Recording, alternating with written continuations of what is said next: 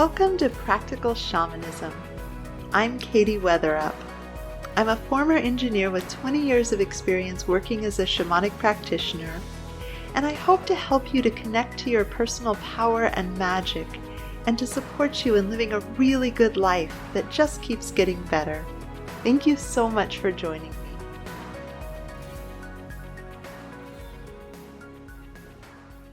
I want to talk about building a positive relationship to self-efficacy.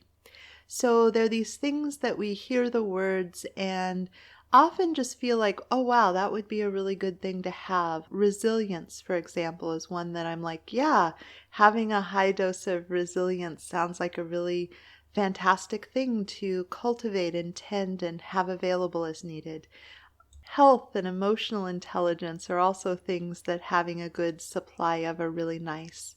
And self-efficacy is another one. And self-efficacy is kind of a fancy way of saying you've mastered, or at least in right relationship to the subtle and complicated art of wrangling yourself to do the thing that you set out to do. So one of the things that I find interesting about this term is sometimes it gets used in relationship to extreme physical challenges. So there's a lot of scientific evidence that pushing your body really, really hard in exercise to some of the extremes actually isn't necessarily all that good for your health. But one of the caveats that they say is yes, and at the same time doing these challenges that really push yourself can increase your sense of self-efficacy, and a strong sense of self-efficacy is a really powerful benefit to mental and emotional health. And so there's merit, even if it's not on the side of physical health, to push your body as hard as some of these challenges would offer.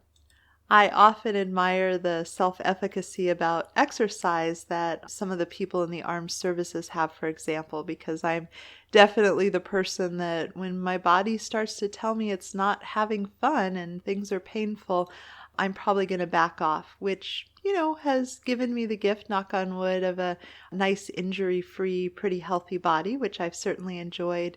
But it's just useful to kind of notice that there are all these different areas we could have high self-efficacy or low self-efficacy. So one person might have amazing effectiveness at getting themselves to do the thing at work. They might be really on the ball, the I's dotted, the T's crossed, they've got everything handled, but their self-efficacy when it came to dietary choices that would be really aligned for their body might be lower, or related to exercise.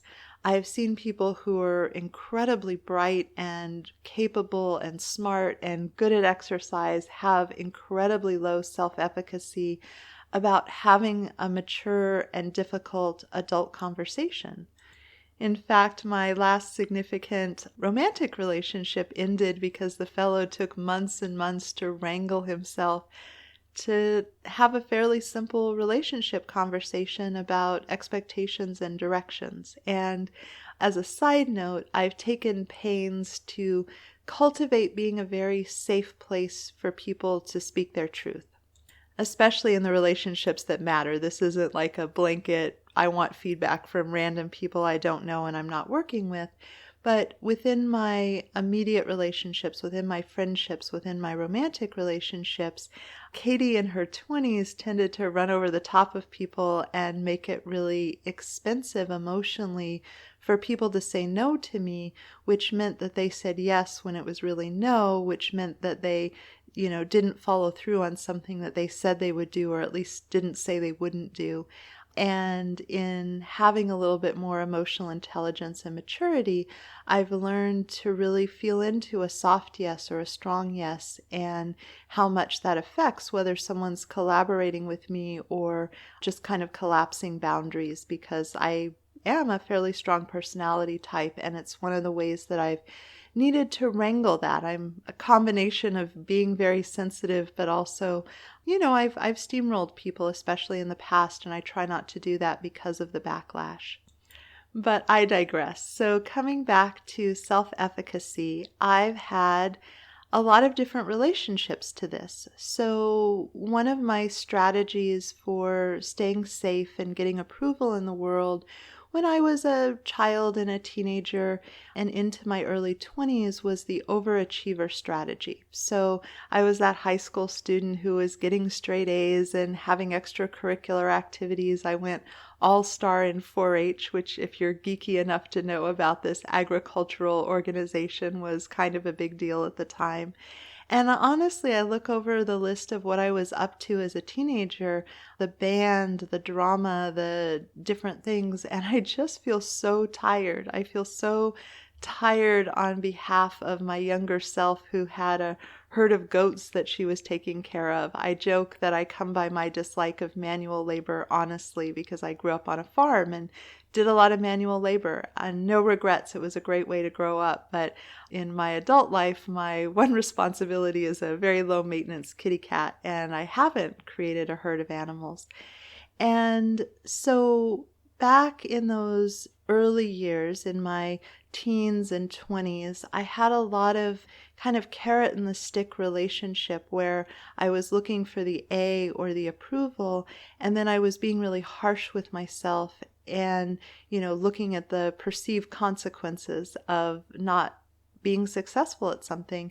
And one of the demographics I've worked with people is folks who have gotten really stalled on their PhD dissertation because up until they got into the PhD program, they were incredibly academically successful, but there was this whole carrot and the stick. You get the A, you get the accolades, or if you don't turn out what you need to produce on time, you're going to get the F or fail the class.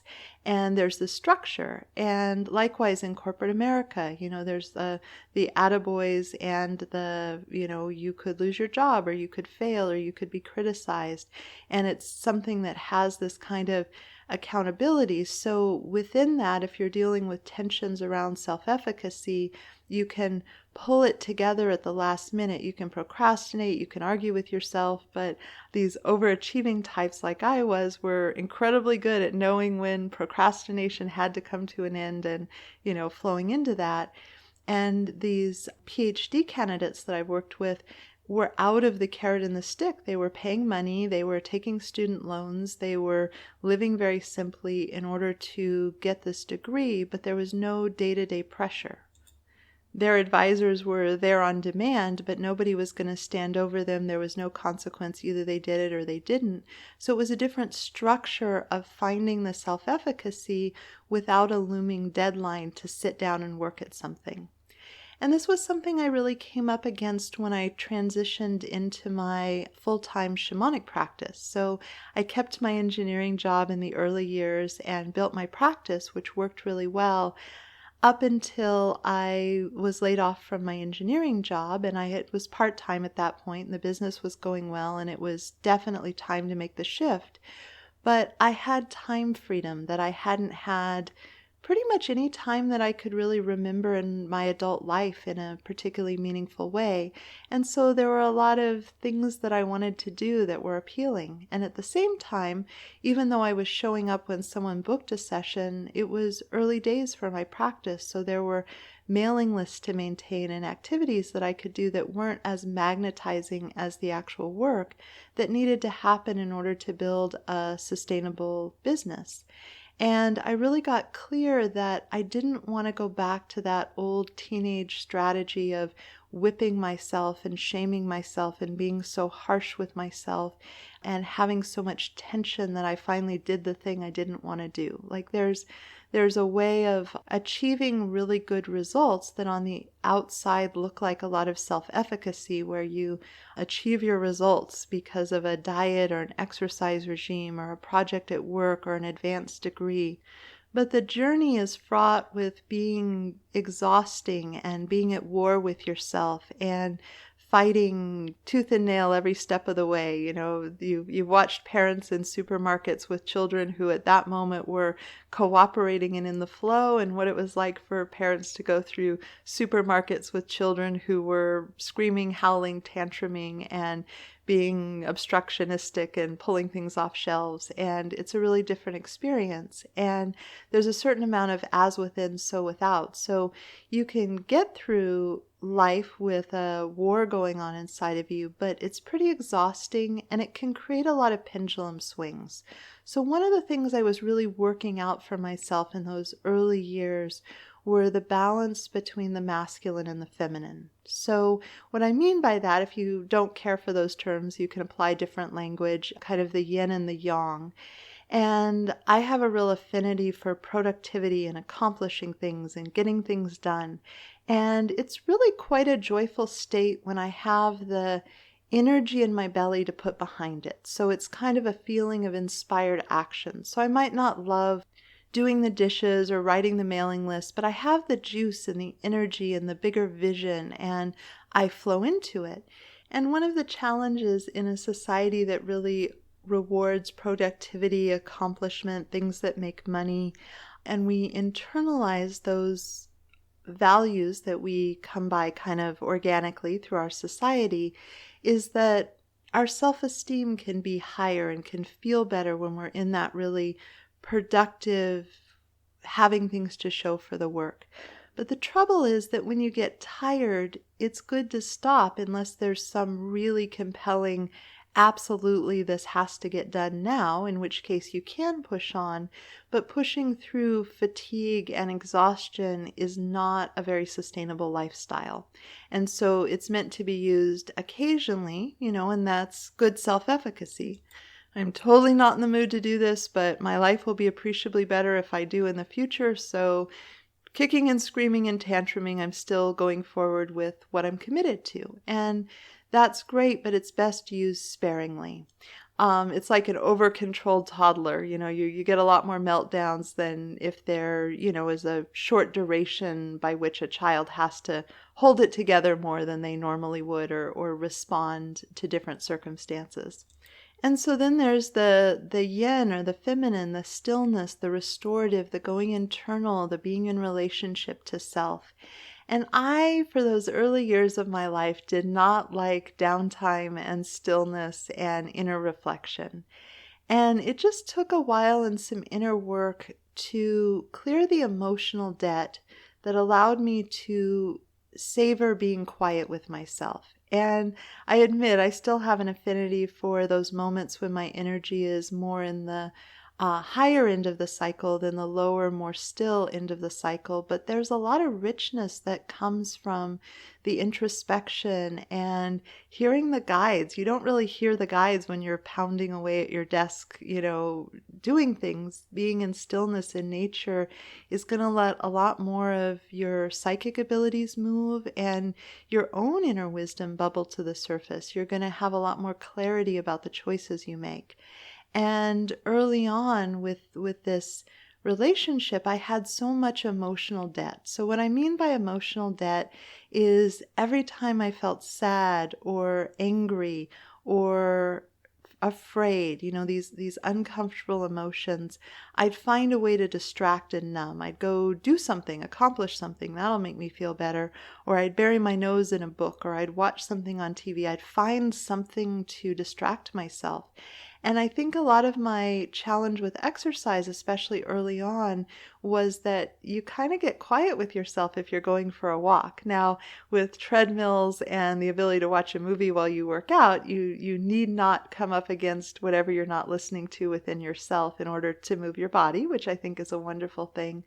But I remember seeing this thing where you could watch a movie on your iPad in the shower and operate the touch screen through the pocket that your iPad could slide into, or your tablet.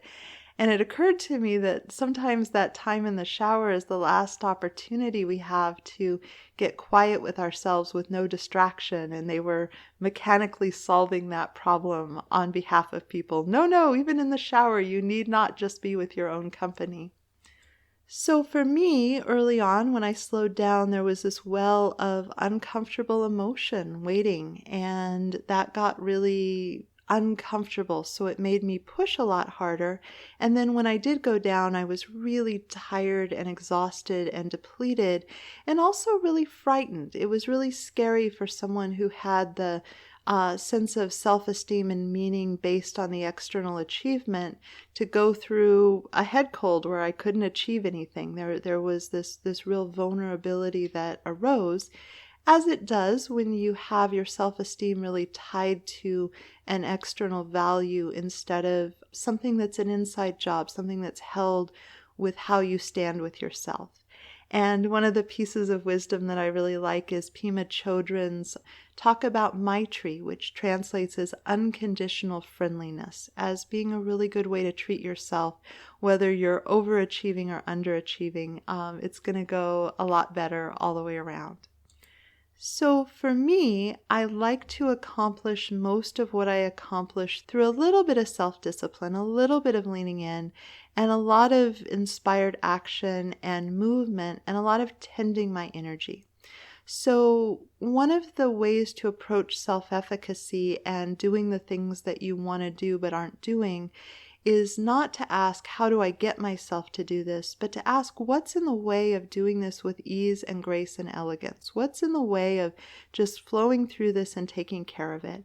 And before I got to this more sophisticated question, I went through some of the more conventional therapy wisdom for procrastination, which was helpful. Do the thing you most don't want to do first, and then, you don't have it looming over you of all the tasks on your list. Or do the thing that's easiest, because that'll get you into motion. There are lots of ways to work with this. But the really quality question that I like to ask is, if I'm not doing something, what's in the way? And for a lot of us, there's fatigue that's in the way. You're just tired. There's a question that someone I knew used to ask as an acupuncturist that was, do you have enough energy to get through your day? And is your day what's in the constraints of a normal human's day? There was a cartoon I liked with a whole pile of animals napping, and it said, you're not especially lazy, you're just a mammal. A lot of mammals sleep for big parts of the day. They get a lot of rest. And we in our population are chronically underslept. So if you're not doing these extra things that would really enhance your life in some way, in terms of seeking diversity of experience or learning new talents or traveling to cool places or starting that business or writing that book, one of the first questions you want to ask is, am I tired? One of the things I really realized when I wrote my first book, Practical Shamanism, was writing is what you do with the energy that's left at the end of the day. And a lot of days I just didn't have that kind of focused energy. I had time, but I didn't have the alertness and the focus to write. And professional writers often get around this by writing first thing in the morning, which is totally cool.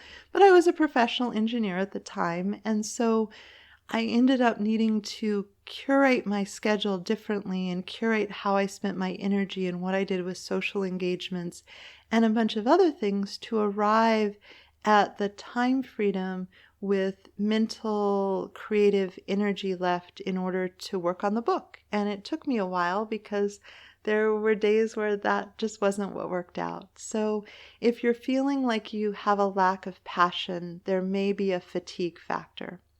The second thing that might be in the way that I think is really good to ask about is, are my instincts activated? Do I have anxiety? Is my fight or flight turned on?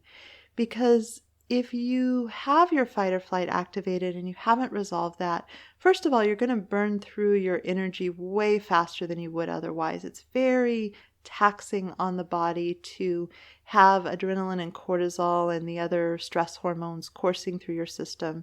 It'll mess with your ability to get proper sleep. So the first problem to solve if you feel like you don't have enough self-efficacy is to calm the fight or flight. It's going to give you a huge amount more energy. It'll give you a huge health boost. People who aren't in fight or flight are going to have more self-efficacy anyway, and your executive brain is going to work better, so you can be much more strategic. There's a funny line about, if you have a hard job that you don't want to do, find a lazy person to do it because they'll figure out an easier way. And your ability to find out what's more easeful and what's more elegant is there. I should mention at this point that my podcast on embodying enough is a very good complement to this, because one of the things that's really helpful is setting realistic goals, like really tying the things that you're wrangling yourself to doing, if it's difficult, to something that really matters, that really will enhance your life. So if you're trying to keep a spotless house because that was a value you inherited from your mother that doesn't really matter to you, you're going to fight really hard to get to self-efficacy to make yourself do it. But if you are deeply nourished by a house that has everything in its place, then arranging your life so you have the space and the energy to put your house into that condition, or whatever degree of that is optimal for you, is going to be really worthwhile. So before you try to up your self-efficacy, make sure that what you're committed to, that you're running into a block, is something that really matters to you. It's not a story that you took on from someone else because of what they said mattered. When I do my soul retrieval work, I do a lot of extraction of blueprints of other people's ideas of who we should be, so that my client can run from their own core sense of who they should be as an individual soul. And it doesn't mean that mom or dad or teachers or lovers had a bad idea. It just means that you don't want to try to drive around Chicago with a map of Albuquerque. It's not going to go particularly well for you. The other thing about the instincts being activated in the background, so you could describe this as being anxious, but ultimately it's about having adrenaline and cortisol in your body that's affecting your thinking, is that anything that you're committing energy now for that is in service to the future you want to create is a bad idea from the point of view of the instincts, because the instincts are meant to turn on in the moment and allow us to address clear and present danger in an effective and strategic way, and then we can go back to doing us. So if you're absent-mindedly about to walk off a cliff, inventing an amazing thing that is going to make humanity way, way, way better, you should stop inventing, not walk off the cliff, and then you can go back to it. It's cool. Our instincts aren't against beauty and self-actualization and relationship meaning and doing what our soul came to experience. They're just trying to help us not perish prematurely and have game over where none of this will matter. But the trouble is that they're informed by hunter-gatherer times, and so their information of what will keep us safe and alive in the world is massively misaligned with what will actually keep us safe and aligned in the world. So they're not going to go away, but they need adult supervision. And if they're not enough chilled out, you're going to need a lot more self-efficacy to do something, which is okay for short bursts. I was in Puerto Rico with a friend, and she was way more adventurous, and there was this little tiny cliff that we had the opportunity to rappel down the side of, and it was quite small, and I looked at all the gear and agreed that yes, I believe these people could keep me safe and the harness would hold and all that kind of thing. And I did it because I was scared to do it, because I wanted to have the self-efficacy of stepping back over air, because I'd chosen to do that. And I jumped off again a very small cliff into the water for the same reason. And I confirmed I do not like that much adrenaline in my body. It does not please me. But it was powerful to say, okay, I'm absolutely terrified, but it's just, body terror. It's okay. I'm going to do it anyway. And that was cool. But it's not how I want to live my life. And some people, don't want to do the inner work to get all the parts of them in consensus. Like, okay, that's cool. The instincts might be a little grumbly and nervous about a big life change, but if they're absolutely starkly terrified, that's where this thing of self-sabotage comes in. And I'm using that to point you to the concept because that's the term that's usually used. I don't really like the phrase self-sabotage, and the reason is that I feel like it's unduly critical. Usually when we're self-sabotaging, we didn't get consensus. So if you have a group of people on a team and there's some people who have some really valid objections and you shut those down and you don't hear them, they're not going to be playing for the team, and they might quit their job, they might exit, they might, not meet their deadlines. There are all these ways that people who aren't on board with something in a team effort, who aren't heard, who aren't included, who aren't engaged, don't collaborate. And if they're really, really adverse, they might find a way to sabotage it. They might find a way to stop it. And, I had a person I dated a long time ago, and I kind of steamrolled him into agreeing to a vacation I really wanted, and he bailed at the last minute. And I did end the relationship, which was a good choice, because, there were a lot of really good reasons besides that. But I could also really see my part in it where I didn't get a hell yes from him. He wasn't on board. He just didn't want to stand against me when it was so important. So then when something else came up, he just bailed. He changed his mind. And at that point, I was a little late in the game to be able to pivot and figure out a way to have the experience that I wanted to have. So I got, as I said in the beginning, more careful about those kind of things. But it's a really valuable map to look within and see where, if our instincts are really freaked out, it's not going to be something that we can move forward sustainably. And there's lots of technology on how to calm your instincts. We have many, many ways to work with this. It's an extremely universal human problem, so there are books and meditations and the Calm app and just many, many, many ways to bring our levels down and get ourselves calm enough that we can have self-efficacy. So if you're scared to do something and you're fighting tooth and nail and it's a quick thing like, I'm going to make the phone call, I'm going to send the email, I'm going to do the thing, it might be worth doing rather than fighting with yourself. But as a lifestyle, that's not going to be particularly viable because it takes a lot of energy. Whenever our levels spike really high, there's a lot of energy that goes into that won't be available to apply to something else. You can see my inner engineer coming out in this mapping of the equation. So unfortunately, I feel like we've sort of glorified the do it anyway, go past your fears, and we haven't had as much wisdom in the collective of, hey, if you have an argument within yourself, you should probably sit down and work that out before you try to go forward. And so sitting down and taking counsel with all the parts of yourself and working something out is a really powerful way to go. So I had this really potent dream of building my healing practice, but I didn't put myself in conflict with my fear of not being able to make money with it. So I didn't quit my day job to work on this project. I kept my day job.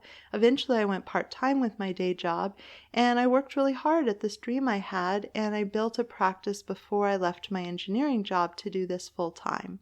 And it doesn't mean that it wasn't scary to make that leap, but there was a lot more ground that I'd built before I did, and that was powerful.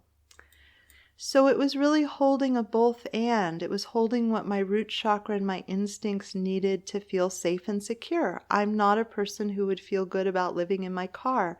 I have someone I know distantly in the metaphysical community who did quit her day job and did end up living in her car, and she didn't seem particularly fussed about it. She had some amazing spiritual gifts, and she threw herself heart and soul into it and ended up living in her car and seemed like she was okay with that. I wouldn't have been. And so I made deals with my root chakra and the responsible adult and this really visionary part of myself and this archetype of the healer that so wanted to be expressed. And it's turned out really elegant. I have a very sustainable practice. It took me a while to learn to be an entrepreneur at the level that I needed to be. That came a little slower, but I have this part where there's a collaboration where the vision of what I want to offer and the money that I need to make for it harmonize very well, and I get to have the both and, security about paying my rent plus this opportunity to do this amazing work. And so when you get into the more sophisticated what's in the way, after you've checked off, am I tired or are my instincts, just freaked out randomly, then you can ask. I really love using the chakra model to see, is it my root chakra that objects? What part of me really, really wants the thing and what part of me has some reservations? So for dating, your heart chakra might really be magnetized and your soul might really see the beauty of this person. But you might not be able to communicate with them and they might not treat you in a way that's okay with you. And that is a path of relationship angst if you stay in it. If you're magnetized to their soul beauty and the heart connection. And heaven help you if there's also some good sexual chemistry or attraction going on. I've twirled in that a lot. But you can't communicate, and they don't create stability with you. That's not what comes out of your dynamic, and that's something that you need. There can be a lot of misery and bargaining and manipulating and trying to live without and trying to be different and pretzeling. And I would say at the most fundamental level that trying to move across a deal breaker is very unsustainable and costs a lot of energy. And of course, there's a maturity to knowing what your deal breakers are. Now, no matter how beautiful or shiny or delightful and such, if I meet a man who has those qualities, I just look at him and think, oh, I'll be in your fan club. I'll just be such a fan of the incarnate experience of your soul and the human being that you are.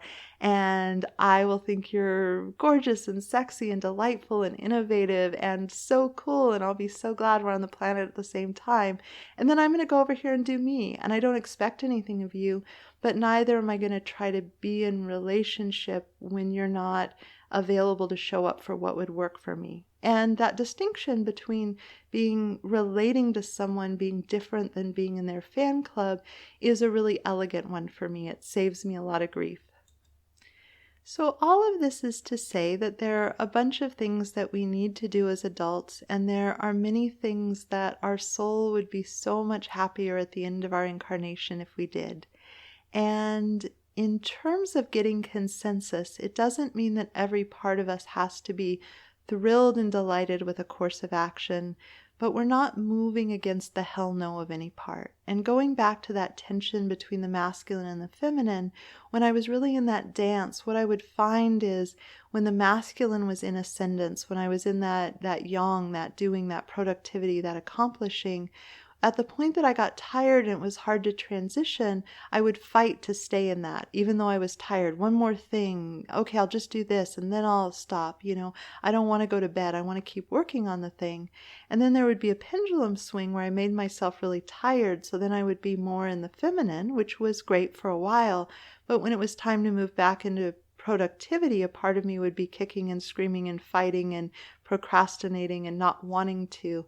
And I have a balanced relationship where I enjoy both now and notice that if I'm fighting moving into one or the other, that I want to remind them to hold hands rather than being in an adversarial relationship.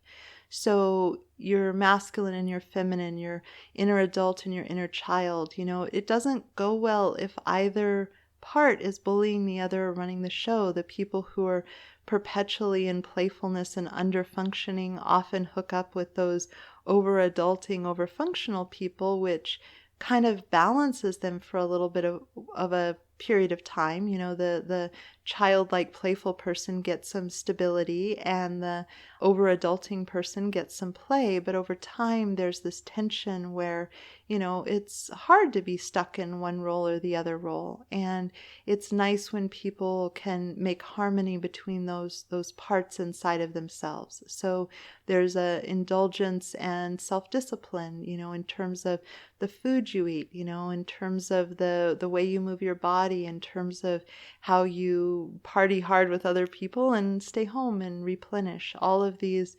places where it's a both and all these parts have the opportunity to be in their expression. So if you're embarking on a course where you're already out of balance, where you're over adulting and you have a plan that involves additional adulting, you can expect to get some internal pushback or some obstacles. And the obstacles can be reflected in your behavior, or they can be reflected in just working really hard and not getting anywhere. So part of this elegance of being clear within yourself, when you're not giving the universe mixed messages, you're like, this is the thing I want, this is what I'm committing my energy to, is everything can line up around it. Whereas if you have one chakra screaming yes and one chakra screaming no, or one aspect fighting for the thing and one part of it pushing it away, you're giving the universe mixed messages. So you lose the congruence of telling the universe what you want and having it move on your behalf. Because as I've gotten more skillful and elegant, a lot of what I accomplish is through showing up and doing my part and being clear.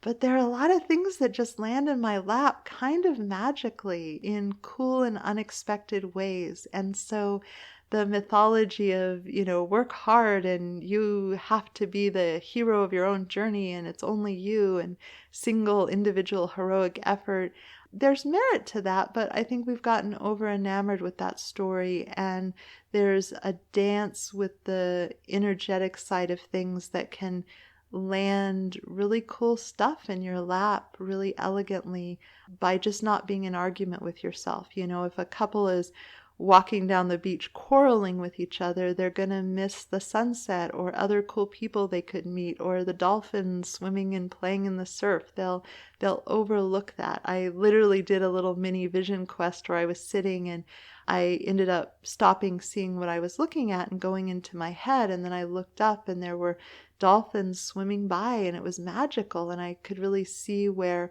my internal dialogue and arguments with myself had me missing really beautiful parts of the world. So what I want to offer is, if you're committed to something, if you're wanting to accomplish something and it's not happening, going inside and seeing where you can make a deal with yourself or diminish an objection or bring more balance so that there's a little bit of willpower and discipline, but you're not leaning on that.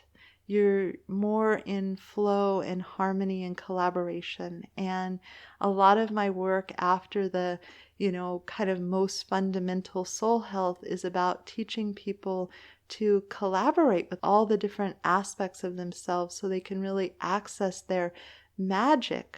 My friend Sean Roop sums it up really well when he says ease, grace, and elegance instead of blood, sweat, and tears. And I really like that as an inner mantra, so that when I get into struggle with a circumstance or with myself, to remind myself to back up and take a bigger view of the situation and see if there's a way to move forward without struggle that still accomplishes the core of what really matters to me. So there's a lot here. I just want to acknowledge that, I've thrown in years of inner work and therapy and alluded briefly without fully developing a lot of different concepts. So if you do choose to listen to this more than once, you may find different pieces at different times. But thank you so much for listening. And as always, I hope this really brings value to you.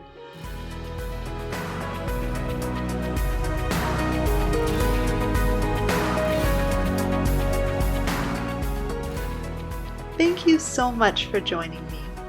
To learn more about me and my work, please visit my website at handsoverheart.com.